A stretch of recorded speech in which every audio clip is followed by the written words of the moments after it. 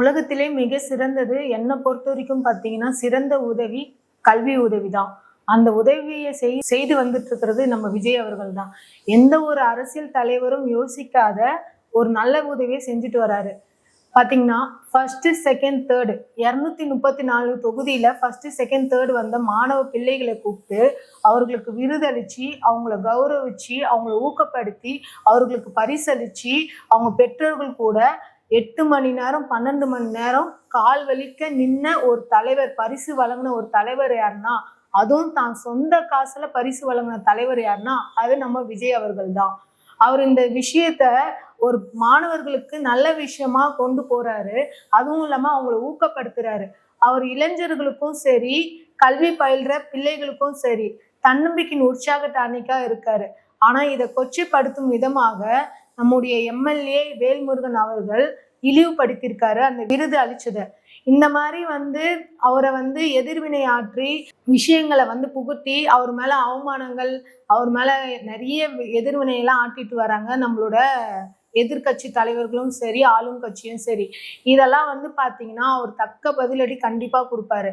பெண்களுக்கு முன்னுரிமை கொடுத்த ஒரு தலைவர் யாருன்னா அது நம்மளுடைய விஜய் அவர்கள் தான். ஏன்னா கொள்கை தலைவரா எந்த ஒரு அரசியல் தலைவர்கள் தமிழ்நாட்டுல எந்த ஒரு அரசியல் தலைவர்களும் பெண்களை கொள்கை தலைவர்களை ஏத்துக்கிட்டது இல்லை. ஆனா நம்ம விஜய் அவர்கள் பாத்தீங்கன்னா அவருடைய கொள்கை தலைவர்களா அஞ்சலை அம்மாள் அவர்களையும் வீரமங்கை வேலுநாச்சியார் அவர்களையும் கொண்டு இருக்காரு.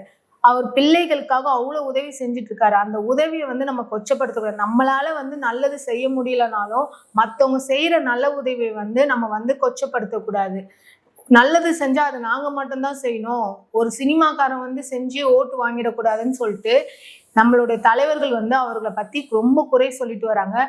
இது ஒரு நல்ல அரசியல் தலைவருக்கான எடுத்துக்காட்டு இல்லை.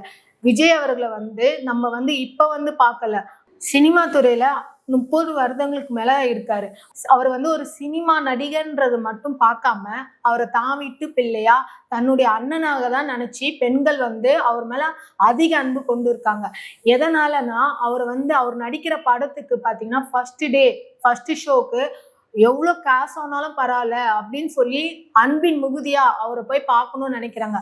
அப்படியேப்பட்ட யாருக்கும் சான்ஸ் கிடைக்காத ஒரு பிள்ளைகளை மோட்டிவேட் பண்றாரு. என்ன விதத்துலனா, ஒரு டைமாவது நம்ம தலைவன் விஜயை பாத்துட மாட்டோமா அப்படி ஏங்கிட்டு இருக்க பசங்களுக்கு மத்தியில ஃபர்ஸ்ட், செகண்ட், தேர்ட் எடுத்தா நம்ம விஜய் அவர்களை பார்ப்போம், கண்டிப்பா இது பண்ணுவோம் அப்படின்னு சொல்லி அந்த பிள்ளைகளை மோட்டிவேட் பண்றாரு.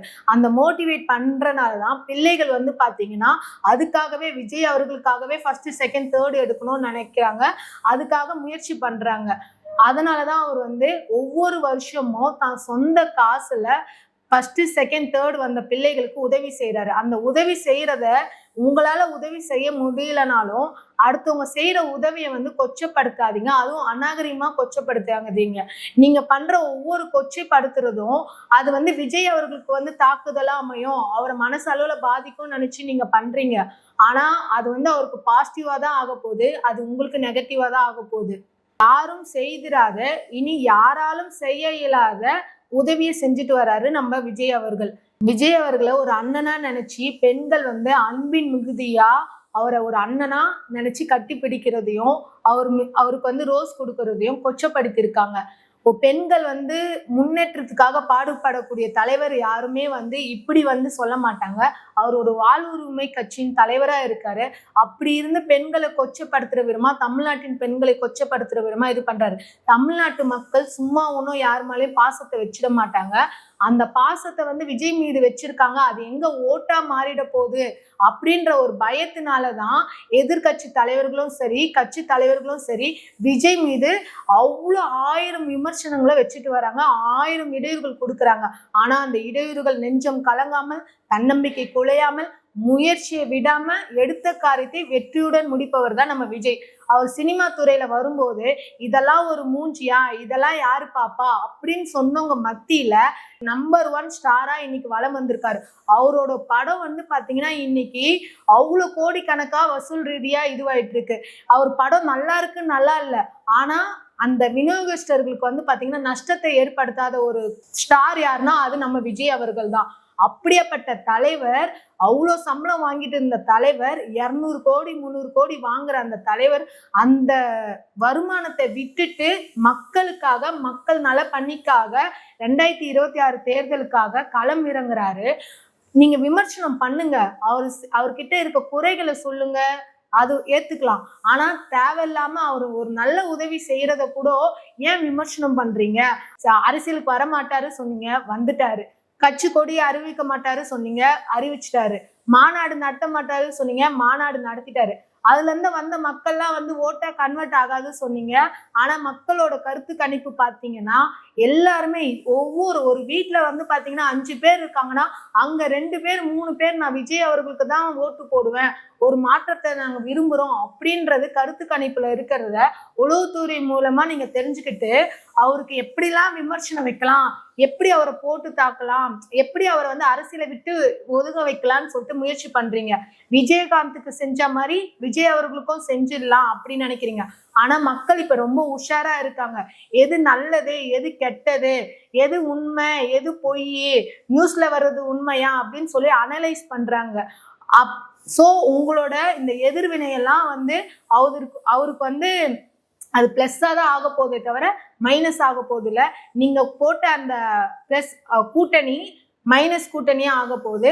கண்டிப்பா விஜய் அவர்கள் பாத்தீங்கன்னா அவரோட நேரத்துக்காக வெயிட் பண்ணிட்டு இருக்காரு. கல்வி விருது வழங்கும் விழால விஜய் அவர்களை மாணவ பிள்ளைகள் கட்டி பிடித்ததும் அன்பின் மிகுதியாக வெளிப்படுத்தியத வேல்முருகன் அவர்கள் கொச்சைப்படுத்தி பேசியது பாத்தீங்கன்னா கண்டிக்கத்தக்க விஷயம். அந்த விஷயத்துல நீங்க என்ன தப்ப பாத்துட்டீங்க? அதுல அன்புதான் தெரிஞ்சதை தவிர எந்த ஒரு ஆபாசமோ அநாகரிகமான செயலோ அங்க நடக்கல. மாற வேண்டியது விஜய் அவர்களோ இல்ல அங்க இந்த மாணவ செல்வங்களோ இல்ல அவங்க பெத்தவங்களோ கிடையாது. மாற வேண்டியது நீங்க. உங்க கண்ணோட்டம் தான் தப்பு. பாக்குற கண்ணுக்கு நல்லதா பார்த்தா அது நல்லதா தான் தெரியும், கெட்டதா பார்த்தா அது கெட்டதா தான் தெரியும். சோ ஒரு பொது வெளியில எப்படி பேசணும்ன்றது நீங்க ஃபர்ஸ்ட் கத்துக்கோங்க. பிள்ளைகளை அங்க வந்த பிள்ளைகளை ஃபர்ஸ்ட் செகண்ட் தேர்ட் வந்த பிள்ளைகளை தான் நீங்க அவமானப்படுத்திருக்கீங்க. ஆனா அவமானப்படுத்திட்டேன்னு நினைச்சு நீங்க பேசுறீங்க. ஆனா அந்த அவமானப்படுத்தது நீங்க தான். ஏன்னா அவங்க ஒரு உயர்ந்த இடத்துக்கு வரணும்னு தான் விஜய் அவர்கள் கௌரவிச்சிருக்காங்க. எந்த ஒரு அரசியல் நிகழ்வா இருந்தாலும் சரி, எங்க ஒரு கல்வி நிகழ்வா இருந்தாலும் சரி, ஃபர்ஸ்ட் செகண்ட் தேர்ட் எடுத்தவங்களுக்கு தான் மதிப்பு, கடைசியா வந்தவங்களுக்கு மதிப்பு இல்லை.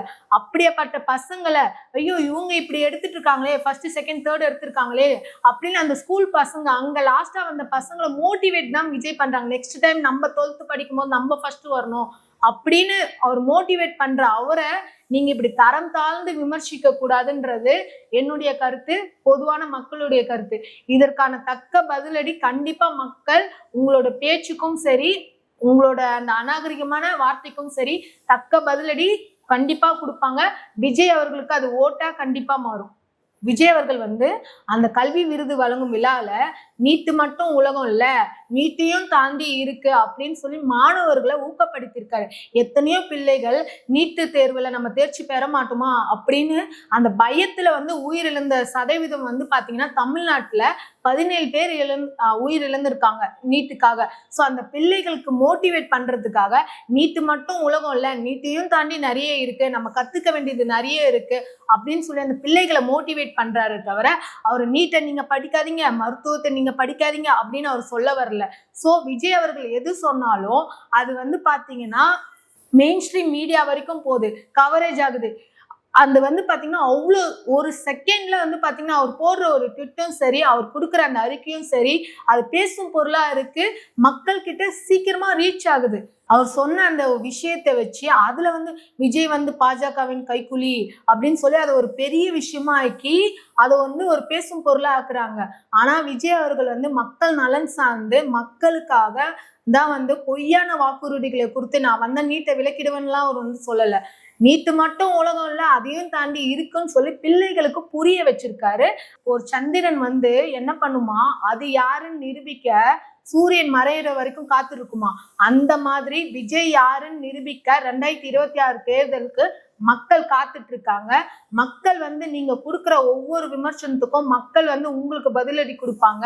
ஒரு பெண்களோட ஓட்டும் சரி, இளைஞர்களோட ஓட்டும் சரி, மாற்றத்தை விரும்புறவங்களோட ஓட்டும் சரி, விஜய் விஜய் விஜய் அப்படின்னு சொல்லிட்டு தான் இருக்காங்க. ஸோ விஜயின் நேம்னாலே வெற்றின்னு அர்த்தம். ஸோ கண்டிப்பா விஜய் வந்து 2026 தேர்தல்ல இத்தனை விமர்சனங்களுக்கும் தக்க பதிலடி கண்டிப்பா கொடுப்பாரு. யாராவது அவரை குறை கூறினா அது உண்மைனா அது கண்டிப்பா அவரை மாத்திக்கிற கூடிய தலைவர் தான். ஆனா அது போயினா நீங்க சொல்றது சொல்லுங்க அப்படின்னு சொல்லிட்டு சிரிச்சுட்டு போற தலைவர் அவரு. Decent politics, decent attack, decent approach அப்படின்னு போயிட்டு இருக்கவர் மேல நீங்க கள்ள தூக்கி போட்டீங்கன்னா அது வந்து சேதாரம் வந்து செய்கூலி சேதாரம் வந்து அவருக்கு கிடையாது, உங்களுக்கு தான். கண்டிப்பா வெற்றி நிச்சயம்.